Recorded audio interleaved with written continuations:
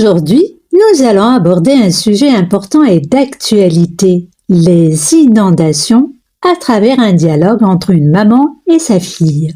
Vous allez jouer le rôle de la fille et moi je serai la maman qui explique la situation, les précautions à prendre et comment réagir face à ce phénomène naturel.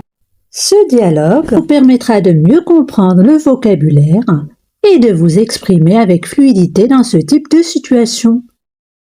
Alors, prêt à jouer le jeu? C'est parti à la barakatillah. Maman, regarde dehors, il y a tellement d'eau partout.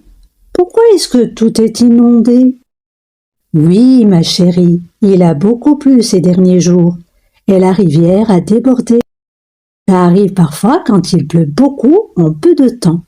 Mais pourquoi la rivière déborde comme ça? Ce n'est pas censé rester dans son lit?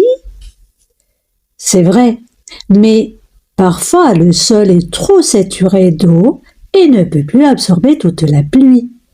Les rivières débordent alors de leur lit naturel et l'eau se répand dans les alentours. Et qu'est-ce que ça cause comme dégâts? Les inondations peuvent être très dangereuses. Elles abîment les maisons, détruisent les routes et parfois emportent même les arbres. Les animaux et les plantes aussi peuvent être touchés car l'eau change leurs habitats. Est-ce que des gens peuvent être en danger? Oui, les inondations peuvent être dangereuses pour les personnes qui se trouvent sur leur passage. Elles peuvent perdre leur maison ou leurs affaires et certains peuvent même se blesser ou avoir besoin d'être secourus. Mais qu'est-ce qu'on peut faire pour se protéger des inondations?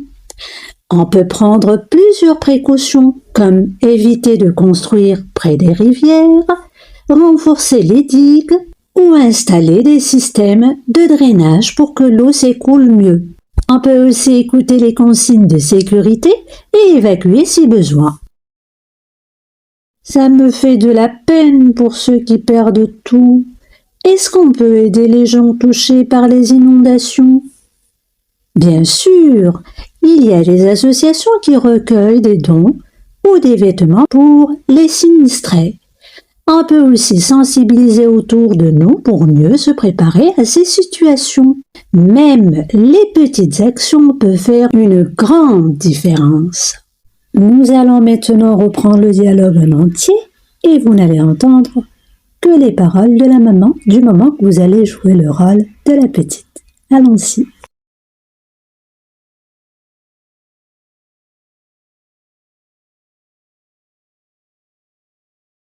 Oui, ma chérie, il a beaucoup plu ces derniers jours et la rivière a débordé. Ça arrive parfois quand il pleut beaucoup en peu de temps.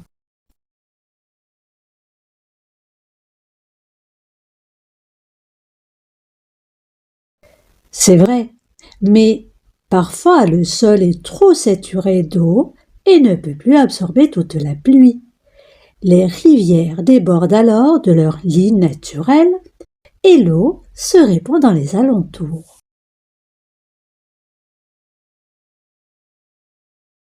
Les inondations peuvent être très dangereuses. Elles abîment les maisons, détruisent les routes et parfois emportent même les arbres. Les animaux et les plantes aussi peuvent être touchés car l'eau change leurs habitats. Oui, les inondations peuvent être dangereuses pour les personnes qui se trouvent sur leur passage. Elles peuvent perdre leur maison ou leurs affaires et certains peuvent même se blesser ou avoir besoin d'être secourus.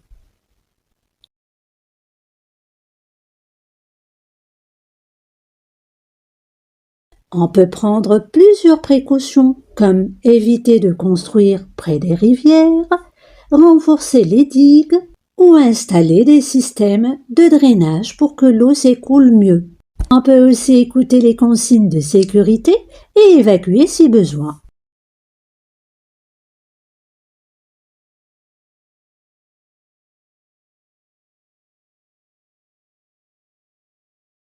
Bien sûr, il y a les associations qui recueillent des dons ou des vêtements pour les sinistrés.